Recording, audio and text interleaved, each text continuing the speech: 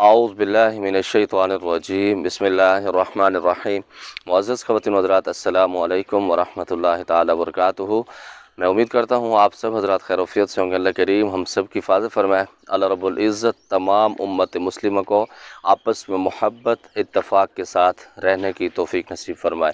मुअज़्ज़ज़ ख़वातीन व हज़रात, आज का जो हमारा अमल है ये सूरत तग़ाबुन शरीफ का अमल है। ये सिर्फ़ 3 दिन का अमल है। 3 दिन के अंदर आप वो काम इससे ले सकते हैं जो काम आपके सालों साल फंसे हुए हैं, क्योंकि अल्लाह रब्बुल इज़्ज़त ने कलामुल्लाह शरीफ में हर चीज़ की शिफा रखी है। क़यामत तक जितनी बीमारी आएंगी, जितने मामलात होंगे, तो अल्लाह रब्बुल इज़्ज़त ने उससे निमटने के लिए, उससे बाहर निकलने के लिए, निजात हासिल करने के लिए कुरान पाक को उतारा है। जो सूरत फ़ातिहा शरीफ है ये शिफा है, और इसी तरह जो सूरत बकरा शरीफ है इसके अंदर बहुत सारे जादू के तोड़, बहुत सारे जादूगरों के मामलात वो इससे क्लियर होते हैं। इसी तरह जो सूरत आल इमरान है ये अर्श के ऊपर, आसमानों के ऊपर बहुत ज़्यादा रोशन और चमकती है। इसी तरह हर सूरत की खूबी है। जैसे सूरत यासीन शरीफ कुरान शरीफ का दिल है, इसी तरह जो आयतुल कुर्सी है ये शैतान का ख़ुद बताया हुआ एक अमल और एक वजीफ़ा है हिफाजत के लिए। इसी तरह सूरत तग़ाबुन में समझता हूँ आप किसी से निजात चाहते हैं, किसी से जान छुड़ाना चाहते हैं, कोई आपको ज़लील कर रहा है, आप उसको दूर करना चाहते हैं, किसी को तबाह करना चाहते हैं, तो इंशाअल्लाह ताला ये सिर्फ़ 3 दिन का अमल आपका काम कर देगा और उसका काम तमाम कर देगा। और इसी के साथ 2 सवाल भी हैं, वो भी इसके अंदर ऐड कर दूंगा क्योंकि टाइम कम होता है और मुकाबला सख्त है, इस वजह से। इसी तरह सुबह सुबह वीडियो बनाता हूँ या शाम में बनाता हूँ, दिन में कुछ मरीज़ होते हैं उनको टाइम दिया होता है, फिर यहाँ पर मिस्त्रियों को देखना पड़ता है। अगर इनके साथ नहीं बैठते तो ये अपनी मनमानी करते हैं। बाकी अल्लाह सब की हिफाज़त करे। ये 2 सवाल हैं। एक भाई आसिफ साहब का है, ये बहुत अच्छे मेरे दोस्त भी हैं, अल्लाह इसको सलामत रखे, अल्लाह इसकी हिफाज़त करे। मुझे सुनते हैं, पसंद करते हैं आप लोग। ये कहते हैं कि सूरत कौसर से लाइलाज बीमारियों की काट का धागा जिससे जिन्नात को जलाया जा सकता है, जादू या जिन्नात को बता सकते हैं जिससे फ़ौरी अफाका हो मरीज़ में। तो मेरे भाई आसिफ साहब, पहली बात तो ये कि सूरत कौसर शरीफ से मैं जिन्नात को नहीं जलाता, क्योंकि मैं ये समझता हूँ अमलियात के अंदर सूरत कौसर का जो किरदार है वो हुब के मामले में बहुत पावरफुल है। बाकी आमिलीन इससे जलाते होंगे तो हर किसी के अपने मामलात हैं, लेकिन मेरा ये अमल नहीं है। लेकिन हाँ ये ज़रूर है, ये जो आज मैं अमल बता रहा हूँ सूरत तग़ाबुन का, अगर आप किसी भी मरीज़ के ऊपर अप्लाई करते हैं, वो जादू का मरीज़ है, जिन्नात का है, तो इंशाअल्लाह उसके धुएँ निकाल देगा, वो मरीज़ ठीक हो जाएगा अल्लाह के हुक्म से। 3 दिन में आपको अफाका महसूस होगा। और जो जलाने वाली बात है, शरीयत में इसकी गुंजाइश मिलती है जिन्नात को, लेकिन वो कुछ हद तक। मैंने इसके ऊपर एक तफसीली वीडियो बनानी है कि जिन्नात को मैं कैसे जलाता हूँ, और वो भी धागे का इस्तेमाल उसमें किया जाता है। उसमें थोड़ा सा टाइम मुझे दरकार होगा, जैसे मेरे पास टाइम मिलता है, क्योंकि उसके लिए आग जलानी है, मुकम्मल एक प्रोटोकॉल है। और जो मरीज़ मेरे पास आते हैं तो फ़िलहाल मैं उनको नहीं जलाने वाले मामलात करते हैं, क्योंकि टाइम बहुत कम होता है, इस वजह से उसके लिए प्रॉपर एक टाइम चाहिए। उसमें आधा घंटा भी लग सकता है, पूरा दिन भी लग जाता है बाज़-औक़ात, क्योंकि जब तक सही वो नहीं जलते तो मैं उसको नहीं छोड़ता। मैं दूसरा मामलात में पाँव से लेकर सर की तरफ जलाता हूँ। कुछ ऊपर से जलाते हैं, बस हर किसी का अपने मामलात है। मैं नीचे से तकलीफ़ उसको देता हूँ ताकि इसको पता लगे, लेकिन वो भी उस हालत में जब वो ज़्यादा कर रहा हो। तो इसलिए सूरत कौसर से मैं नहीं जलाता जिन्नात को। मैं आपको इंशाअल्लाह जलाने का अमल बताऊँगा इंशाअल्लाह इसी वीक में या अगले वीक में, जैसे टाइम मिलता है तो मैं इंशाअल्लाह उस पर तफसीली वीडियो आपको बताऊँगा।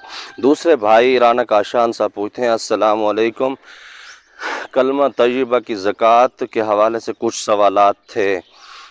पहला सवाल ये है, क्या ला इलाहा इल्लल्लाह पढ़ने से ज़कात अदा नहीं होती?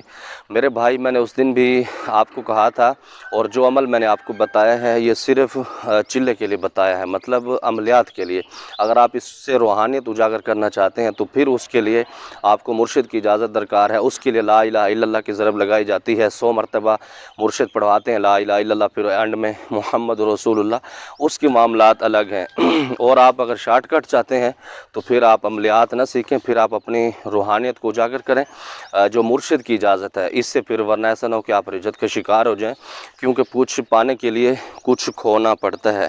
पहला सवाल इस भाई का ये है। दूसरा ये कहते हैं कि आपने टाइम का नहीं बताया, किस टाइम शुरू करना है, और बराए करम बता दीजिए। अल्लाह रब्बुल इज़्ज़त आपकी दुनिया आखिरत की तमाम मुश्किलात दूर फरमाए, आमीन।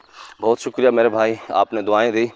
मैंने टाइम का ख़ुद नहीं बताया इसके अंदर, کیونکہ میں کافی ساری چیزیں ویڈیو کے اندر خود سکپ کر دیتا ہوں اور دیکھتا ہوں کہ میرے چاہنے والے، محبت کرنے والے کتنا توجہ سے سن رہے ہوتے ہیں۔ بہت ساری چیزیں اس میں چھوڑ دیتا ہوں تاکہ میں اس سے محسوس کرتا ہوں جس کو فکر ہوتی ہے، جو چاہت رکھتا ہے، جس کو علم کی ضرورت ہوتی ہے تو وہ خود رابطہ بھی کرتا ہے، تو وہ سارے معاملات دیکھتا ہے۔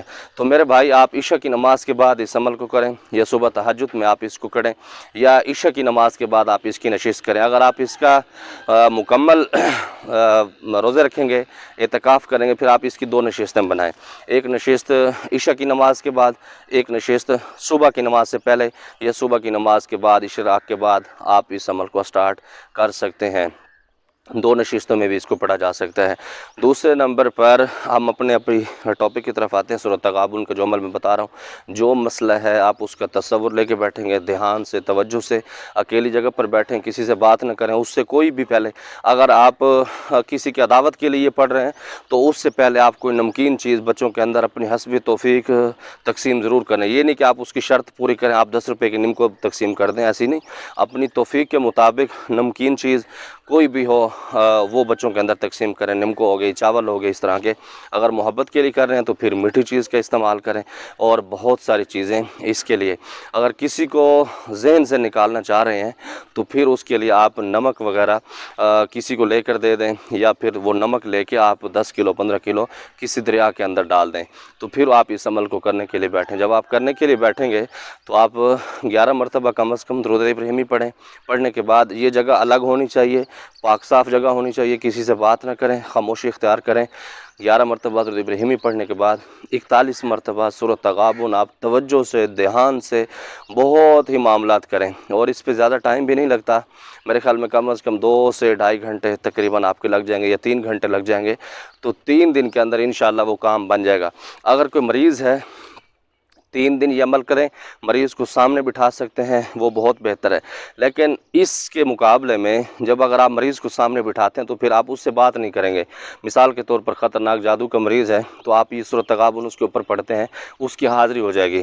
آپ نے اس کی آنکھوں میں زیادہ نہیں دیکھنا اور اپنے وظیفے کو جاری رکھنا ہے۔ 41 مرتبہ مکمل کر کے اس کے اوپر پھونک مارنی ہے، تیل اور پانی کے اوپر دم کر کے اس کو یہ استعمال کروانا ہے، دوسرے دن بھی، تیسرے دن بھی۔ اور اگر آپ جادو جنات کے مریضوں کا علاج اس سے کر رہے ہیں تو پھر کم از کم بکرا ضرور ذبح کروائیں۔ بکرے کی اوقات نہیں ہے تو 2 یا 3 مرغے آپ وہ اللہ کے راستے میں، کسی مدرسے میں، کسی غریبوں کو، کسی ملنگوں کو اس کا کھانا بنا کے کھلا دیں تو وہ بہت بہتر ہے۔ یہ صرف 3 دن کا آپ عمل کر کے دیکھیں، انشاءاللہ تعالیٰ آپ اس فقیر کو، ملنگ کو دعائیں دیں گے اللہ کے حکم سے۔ اللہ رب العزت کی بارگاہ سے دعا گو ہوں کہ اللہ رب العزت ہم سب کی حفاظت فرمائے، دنیا آخرت کے ہمارے تمام معاملات بہتر فرمائے۔ بس جماعت پارا خاص دعاؤں کا دا اللہ پامان۔